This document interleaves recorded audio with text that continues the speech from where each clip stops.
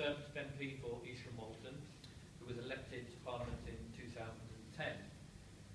Dominic is a Conservative backbencher who contributes regularly in Commons debates. He is a member of the Joint Committee on Human Rights, and in 2011 Dominic won Newcomer of the Year at the Spectator Parliamentary Awards. Dominic is a renowned supporter of civil liberties and justice and has published several books and articles on this subject and other political topics. Dominic. Chris, thanks very much. Can I just say at the outset as well, thank you to Chris and Lorraine for organising this event. And it's important that we debate these issues, and even amongst the speakers you've got here, there are different shades of views and different strength of feeling on different issues. But actually, I think what we all agree is that we don't want the left, whether it's the Labour Party or the Commentariat, to try and depict us as cruel or unthinking or heartless when it comes to animal welfare issues. And I think all of us in the Conservative family would agree on how important that is. And I think Chris and Lorraine and Blue Fox and Blue Badger and the like have done a very good job in ensuring we can have that debate and people can see us debating those issues in that way.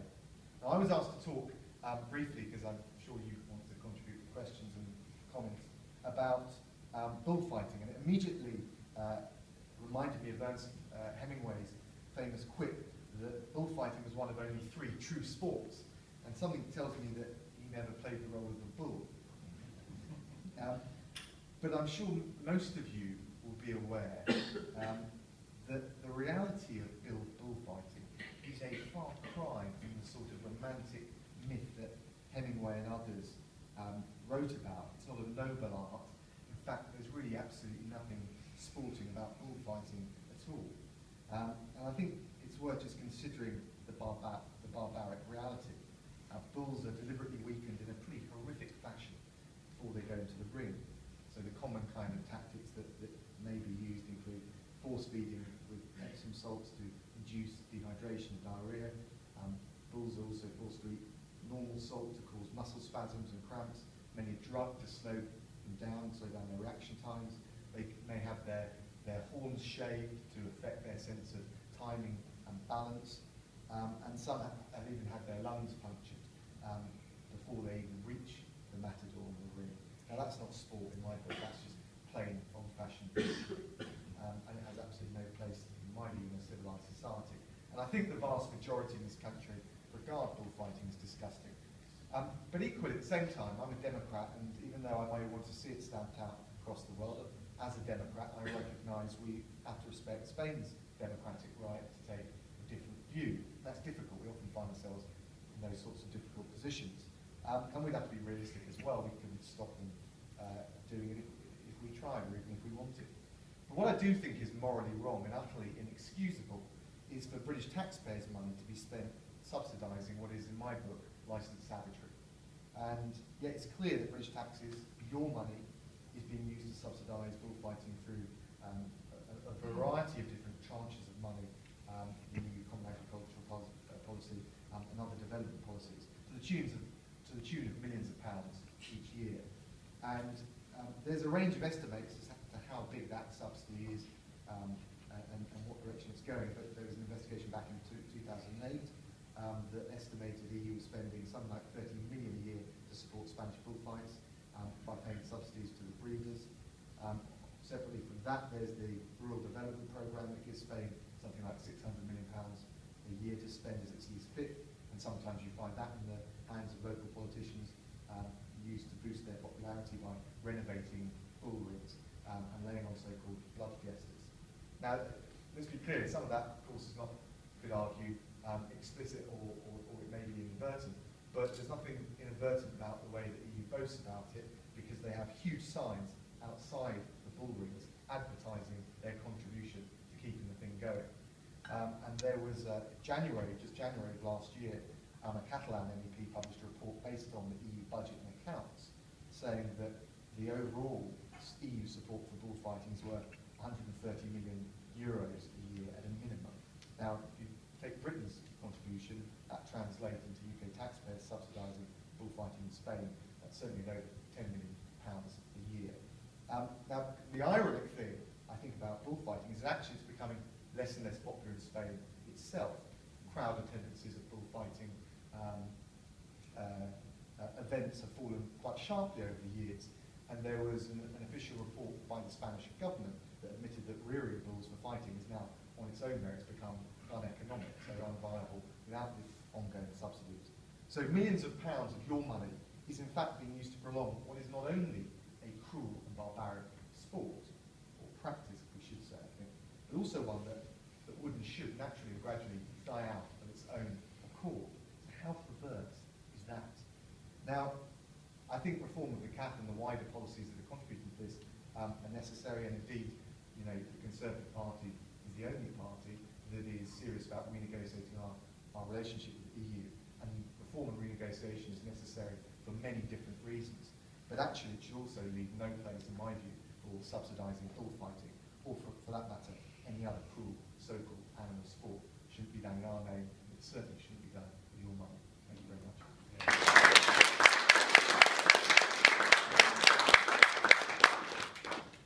Thank you, Dominic. Our last speaker today is Peter Egan. Peter is a well-known British actor and director for his roles in television, stage, and on the silver screen. Always wanted to say that. He's now starring in the latest series of Downton Abbey. I believe that's correct. That's right. Yeah. And Peter is an animal ambassador for Animals Asia and supports the charity Dogs Matter.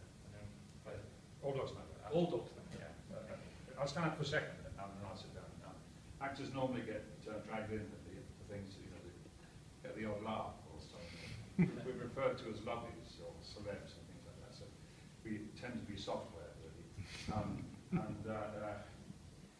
Animal welfare is a fascinating subject, and I'm more involved globally with animal welfare than just specifically if we're talking about England here today. In fact, I'd just like to show you my T-shirt, if you could all.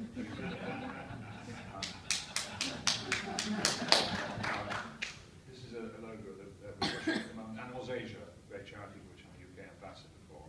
They rescue bears from wild farms in China.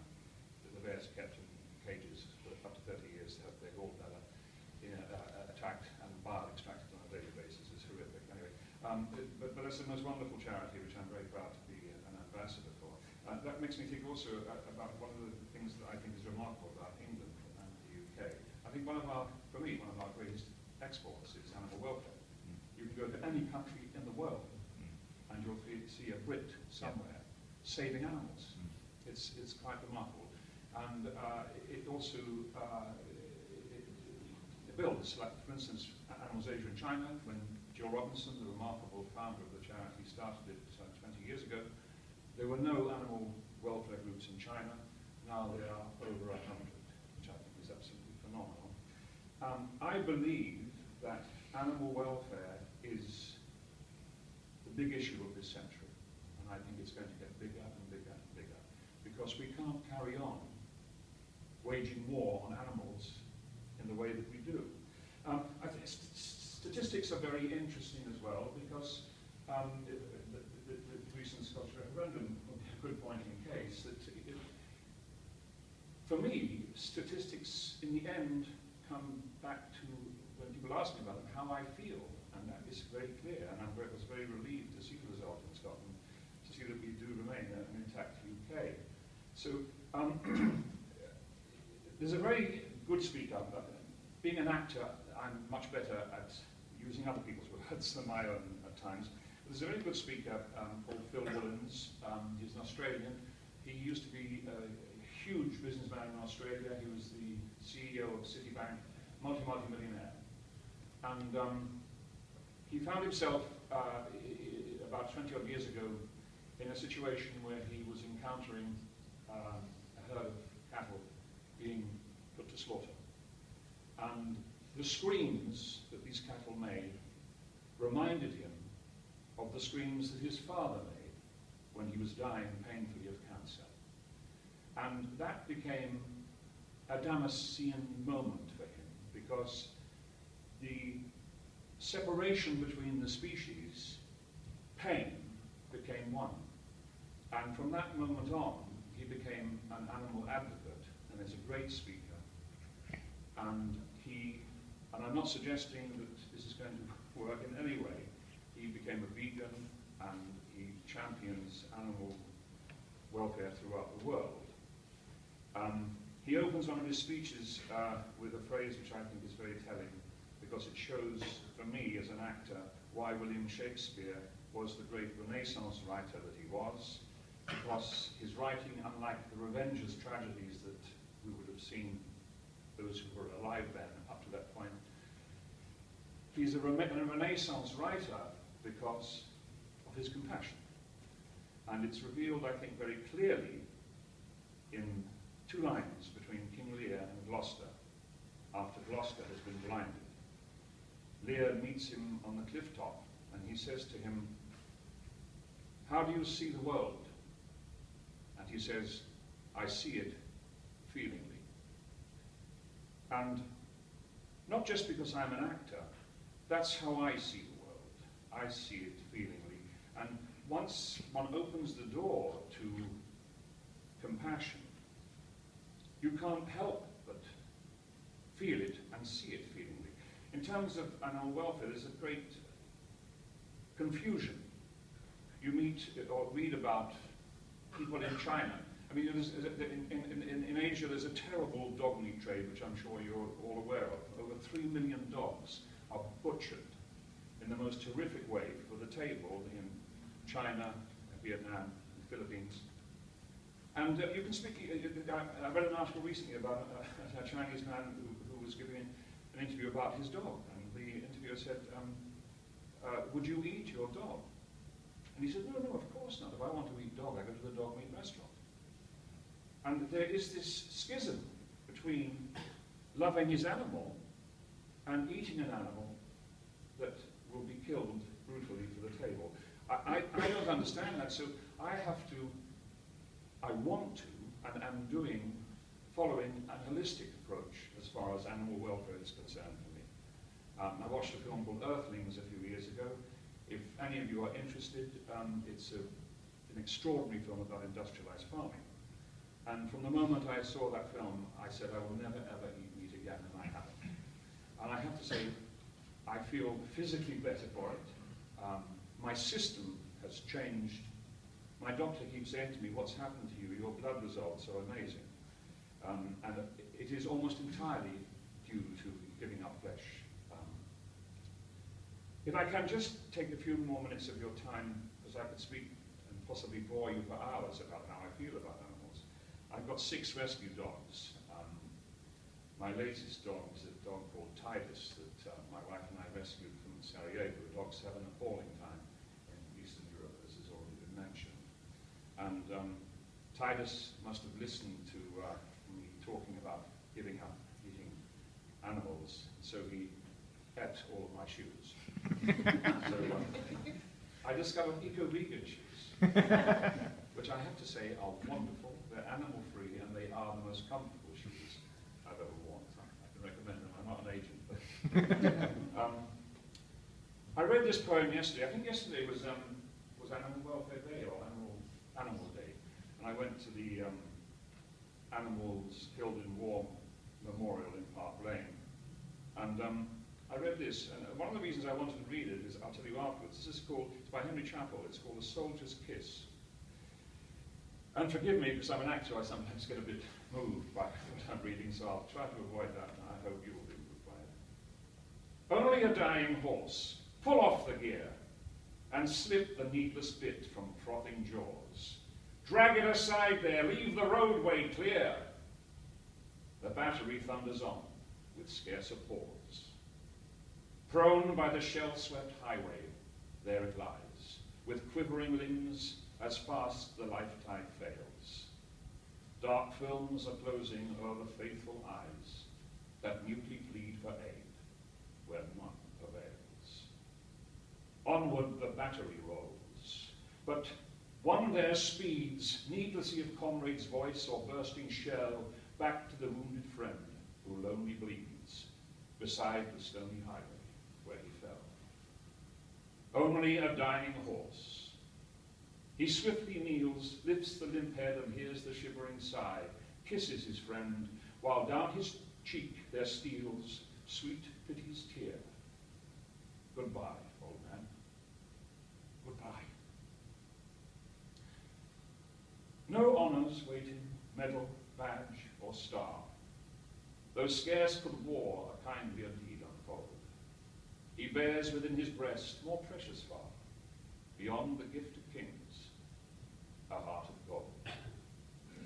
And I wanted particularly to read that yesterday because I've been shocked all year by reading Ruby Walsh's remark after his wonderful horse died under him at the Cheltenham races, a horse that had made millions for him and his trainer.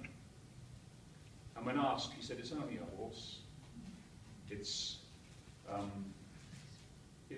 what, I can't think of the word, it's reusable or something. It's not that reusable, it doesn't matter, basically. And I found that so shocking, and so I was delighted to read this, and I would love to read it to him. So you watch it, and I've got to go. I'm in the meeting now. I've got to get going. Let me just share with you.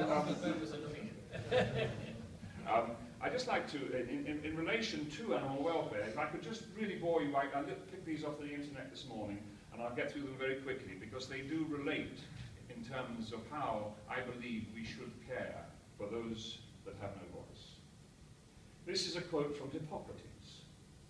The soul is the same in all living creatures, although the body of each is different. The question is not, can they reason, nor can they talk, but rather, can they suffer? That was written by Jeremy Bentham in the late 1700s.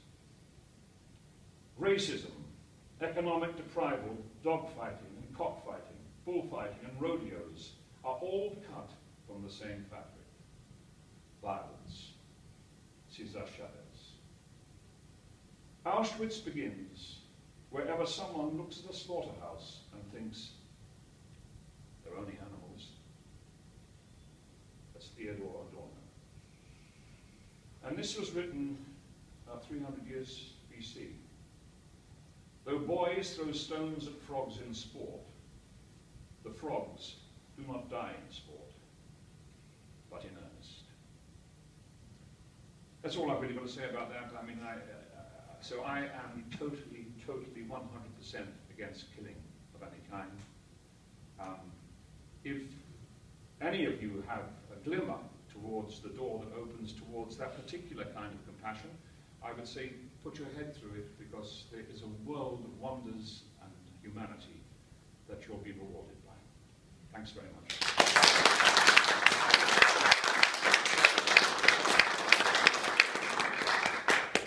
Thank you very much, Peter. I'm now going to open up to questions from the floor, and as I said right at the very beginning, I invite the questions through me, and I'll take probably 2 or 3 questions at the same time, and then invite the panel to respond to it. So start with the gentleman at the front. Can I make a point and ask a question, if that's all right?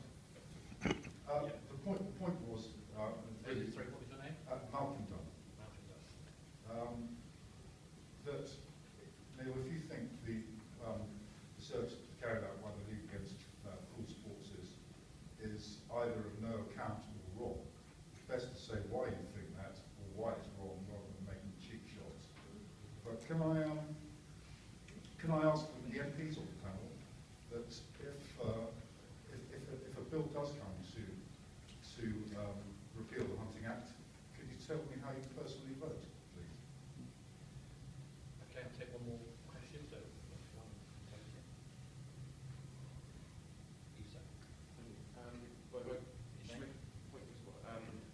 As part of sort of the Conservative Party philosophy, he likes to conserve what's great about our country.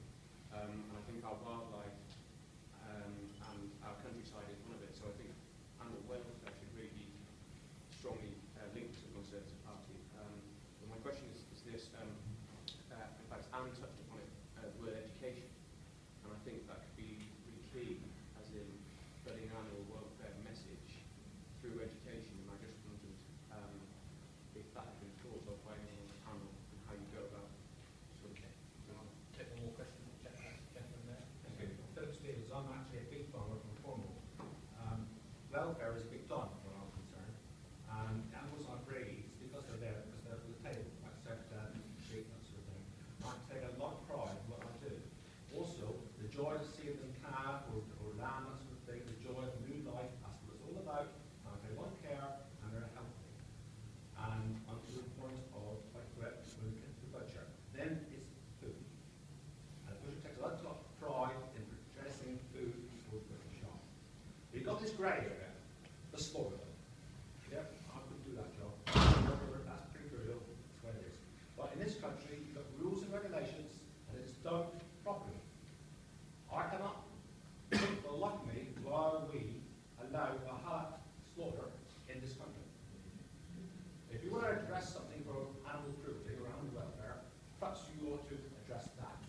Sorry, that's what you said. Halal. Because we're in this country and we've got the rule of law, and for some reason it happens. If it's really so user friendly, why can't we have CCTV cameras in all slaughterhouses? Can I? Sorry. So, right, so we got 3 questions there. I'll start with the first one about voting, and I'm not sure whether I should really, but if you have to answer the question. So, To the MPs, really, this one.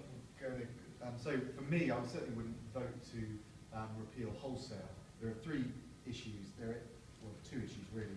There's the one issue which one's cluster of issues within the Hunting Act, which of course covers a whole range of activities, but on principle I wouldn't.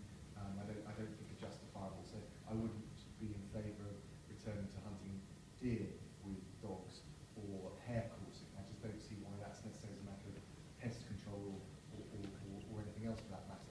On the issue of hunting foxes, my starting point is that of course farmers have absolute right and proper legitimate interest in controlling foxes as a pest, or however we want to call it, but I'm just not convinced that it's the least cruel way of doing it compared to, for example, shooting. So if someone wants to show that actually it is, I would suppose to take an open mind, but subject to that, I wouldn't be in favour of repealing the Hunting Act. I would be quite forthcoming. I will vote to repeal the Hunting Act. Full stop. Okay. Right, okay, because I thought Dominic made a very good point there about hunting hares or hare coursing, which is obviously sport in inverted commas, hunting hares, hunting deer. I couldn't possibly support that. I have to say we have got an explosion of foxes. We've also got an explosion of urban foxes. And I'm an animal lover. We've got 4 cats. My cat's got a half an ear hanging off, having had a fight with a very mangy fox in the garden. I don't think we can just pretend that the fox, and they're very, very bold, I don't think we can pretend the fox problem doesn't exist, and I do think we have got to come up with a way of tackling foxes. It's people going about hen coops and things. It's actually a bigger problem, and as London is seeing with small children being attacks, the foxes are losing their fear, and unfortunately there are some, I think, wrong-minded people who are feeding foxes and seeing it's something worthwhile doing. The problem is that is encouraging an explosion, and there's now not a natural predator for them. And anyone that's seen a very mangy fox, when we moved to Shed, we had 2 dead foxes under there, absolutely almost hairless. The poor things had obviously been suffering. So I do think, with the exception, I would say foxes definitely have got to be controlled. We've got to come up with an effective way of doing it. Unfortunately, what we've got at the moment is obviously not controlling foxes, although it has stopped the inhumanity of them being ripped apart by dogs. Thank you, Anne. The second question that came through, which is a very good question, so education, animal welfare, schools, etc.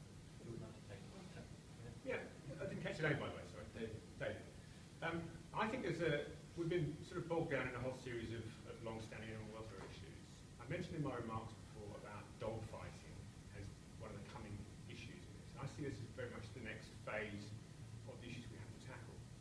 And that's because the whole issue of dog fighting is not just an issue of animal cruelty, it's deep-seated in some of our cultural and our socio-economic problems. So it stems from the growth of what's known as status dogs, which are kept by largely young urban males who use them as an extension of a lifestyle which is related to hip-hop culture and all sorts of things like that. And I think, as well as the legislative changes that we all seek to make to improve animal welfare, we've got to get a little bit smarter about some of this stuff. And there's a really classic example of that where we aren't just going to be talking to MPs and ministers about how we change legislation. We're going to have to be talking to young people in their communities, we're going to be talking to police, local authorities, about how we do a cultural change and a behavioural change as well as an animal welfare approach. And I think that's an example of where education is going to come to the fore. The other side of that too is more generally on sort of dangerous dogs. You know, we see the stories in the media all the time about animals that are not properly kept and attacking young children. A big part of that has to be on the education side as well. So what you'll see on that sort of, if you like, that dogs agenda, the league going forward is something that's going to really be targeting that. We're taking on something which is fundamentally much more important, which is about how animal cruelty sits in a bigger social setting and how it's linked to things like poverty, inequality, and as there's some unfortunate, dare I say, cultural imports from the United States and elsewhere. Well, I would. I'd like to also say I think the media's got a huge amount to do with this. Why have we got an explosion of people keeping bloody meerkats? Why do we have all these dinky little pigs? The minute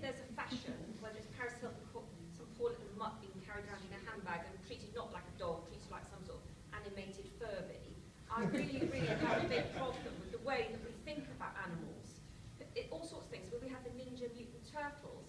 There's little turtles now living in a lot of our ponds and waterways because that fad came and went. We have got to stop treating animals as designer accessories and start thinking about, have we got, I mean, I love my dog to bits. Where is he at the moment? He's at a thing called the Bark Park, which is doggy daycare for dogs. Why? You shouldn't have a dog if you're going to leave it locked up all day. This dog is running around in 5 acres, and my son will collect him tonight because he can't look after him in the day. We've got to stop saying that animals are there for us to use on a whim and start thinking, how do they think, how do they feel? So I feel it crosses a huge number of animals. Absolutely. It's just not, there's a few, not being rude, but badger is kind of a pretty looking thing, and maybe a turtle isn't. But people treat all sorts of things dreadfully. They flush goldfish down toilets. I mean, until we start educating our children that animals deserve better than that, and actually they don't want to be locked up for hours and hours and hours in a flat. They don't want to be carried around in a blessed handbag and decorated with pink fluffy feathers or whatever. We need to teach people, and some adults should know better. And the media, unfortunately, glamorises a lot of this. And we need to start thinking that young people need to learn earlier on about the needs of animals as much as what they want from an animal. Absolutely. I also think that in schools, really, because, unfortunately, out there, many people keep their dogs and cats and their domestic pets very well. But there are a few places and few people where the animals are mistreated.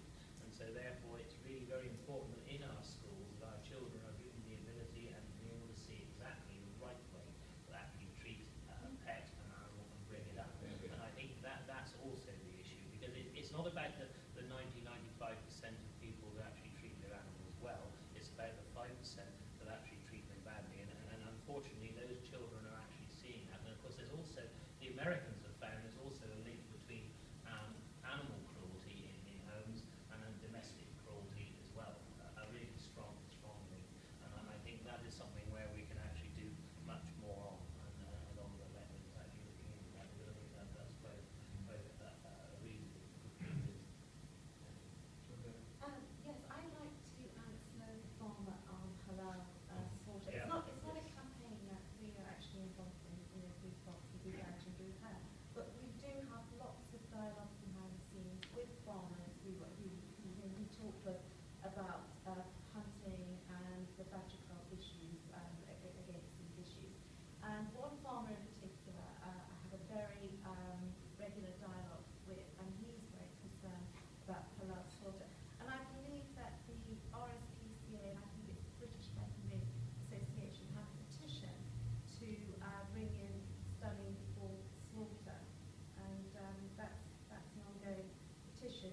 And also, the Associate Parliamentary for Animal Welfare held a meeting on the issue of slaughter a few months ago in the Commons, and Neil chaired the meeting. That was very interesting. I mean, personally, myself, I would like to see pre-stunning before slaughter. That would be more humane. But like I said, it's not a campaign that we are involved in, but we do have these dialogues behind the scenes going on beyond our campaigns. Yes, I think can I just make the issue, just deal with the issue first of all of the reason that we need to slaughter animals humanely, and the fact that we do actually, those people who choose to eat meat should be able to eat meat, and it's still a majority of the population and the majority of the world. And so therefore, like I said, don't forget, the part of the world that I come from, the West Country, we've got a lot of permanent pasture used to graze sheep and cattle, and they graze perfectly healthily, and they take a low quality protein and they produce it into a high quality meat. And so therefore they're doing an excellent job not only for the farmers but for actually looking after that countryside. And that is where, and I've got great respect for Anne, but if you've got healthy cattle and you turn them out into a field with infected badgers, they will get reinfected with TB. And so we do have to deal with the culling of infected badgers in infected cattle areas, because they give it to each other. And that's where I said we'll agree to differ. But I have done a lot of work on Chiquita and both halal. And I can tell you, by the time I've had several meetings with both organisations, you could have slaughtered me without any form of stunning, because the problem is that if you goes right back, and both the Shakita system in the Jewish system and the halal system goes right back 2,000 years and beyond, where they actually brought these system in of how to use the knife and all these things because it was a better system than what was going on before because of actually bludgeoning the animal to death. But of course, my view is that if you actually wrote these rules now in 2014, where we've got stunning, where we've got what all humane methods of killing animals, then you actually bring those methods in. But the trouble is, many of those religious groups decide that because these rules are written down, then that has to be carried out. And the Shakita system, as far as they're concerned, it's the way the knife is used that actually does the stunning. Now, a large animal takes several minutes to die, and this is just not acceptable in my view. Of course, it's the balance between, as always in politics and political life, it's a balance between religious freedom and animal welfare. But like I say, I think we have got to move more and more to the situation where we can have what I want is pre-stunning of all animals, and certainly in some cases with the large animals, at least post-stunning. Because some religions will just not allow any form of pre-stunning. The problem we've got with halal is that in some areas and some mullahs actually allow stunning to go on under halal. Others don't. And so it is very, very difficult. The same with poultry and the same with sheep and the same with cattle. So it varies hugely. But I think we can. The trouble is, you see, the European directive, because it all comes from the European directive across Europe, it says that all animals should be stunned at slaughter. Then it goes on to say there can be derogations for religious slaughter, and I think that is where the problem comes about. And so, like, it's a case of getting the balance right. I think what we have actually called for, and you may say it's a cop-out, but actually we have got to have a thorough investigation into both how the animal suffers under the halal system and under the Shakita system before you can actually bring about this situation where you demand that all animals are actually stunned at slaughter. And of course, the other problem is you'll find that New Zealand has largely stopped halal slaughtering, but they will then buy the meat from Australia or whatever. There's always somewhere else in the world that you can actually buy the meat from. But it is, like I said, I wish to tell you I have done a lot of work on this.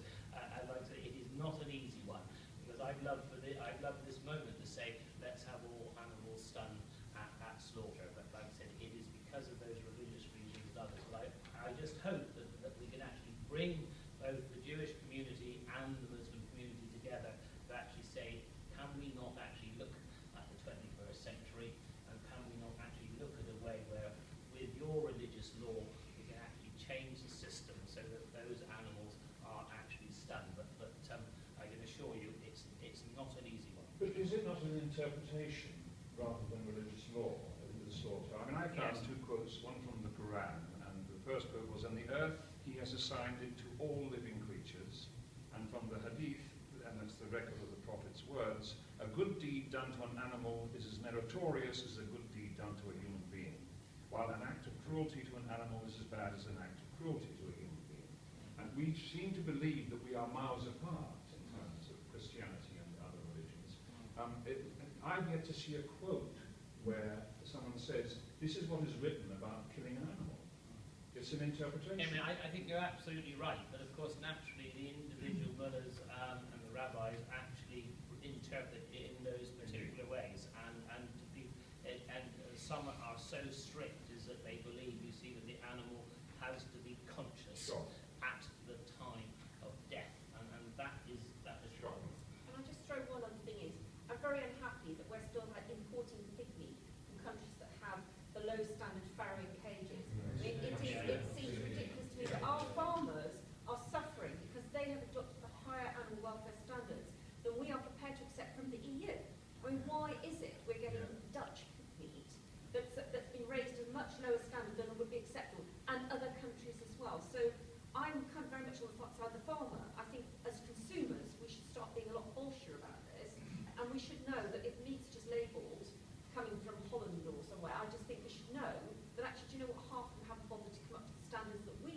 made our farmers come up to, because that makes your job a lot harder to sell your meat at a competitive rate. Could I just say one thing, if I may, just to add to that? I mean, you have a right to make a living, of course, and when I said at the beginning, I don't think the world's ever going to be vegan. There are 6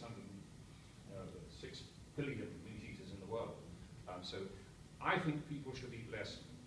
Then one would have something to do with controlling the industrialization of the slaughter. So if people, as Paul McCartney is suggesting, had a meatless Monday, we are being encouraged to eat meat 7 days a week, 3 times a day. And I don't think our bodies can sustain that, and I don't think that the population of animals can sustain that. So I think there needs to be, if there's going to be a carnivorous world, then control it as humanely as possible, is what I really believe.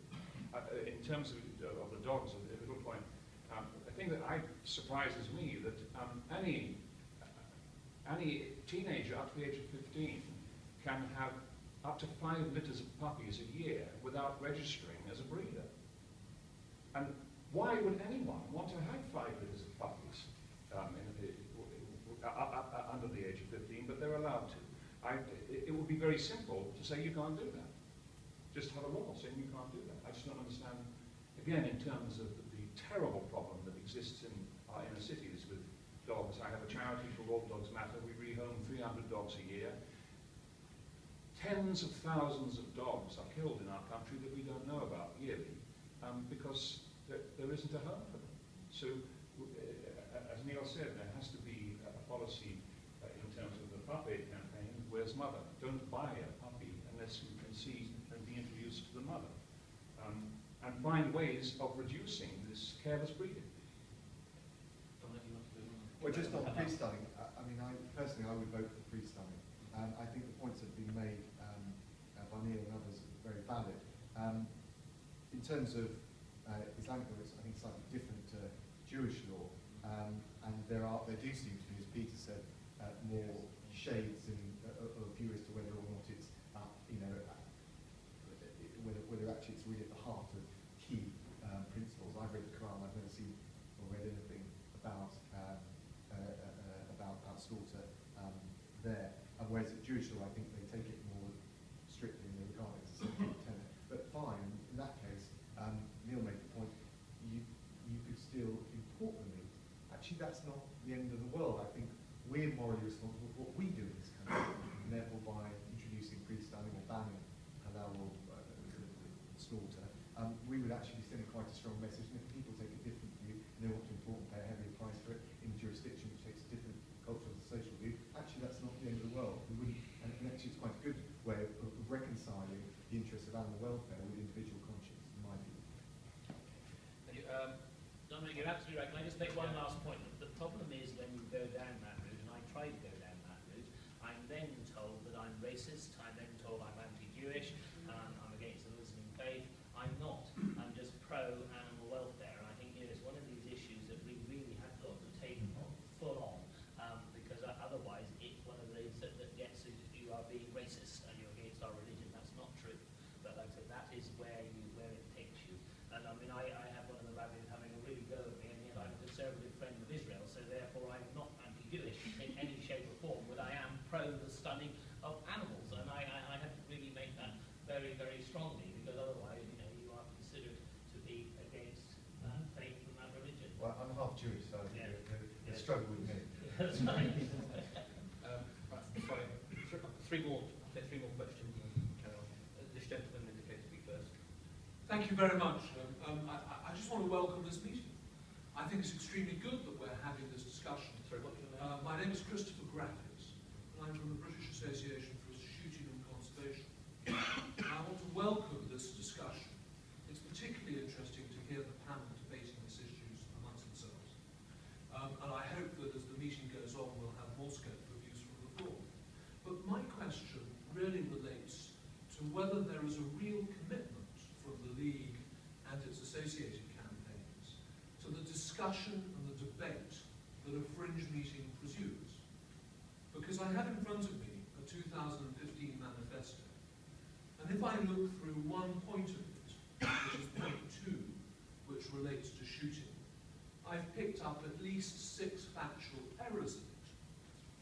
And it seems to me that if there was more interaction between my side of the argument and your side of the argument, with a good deal of personal respect, that you would produce better documents, and I would be better informed of your concerns and be able to address them.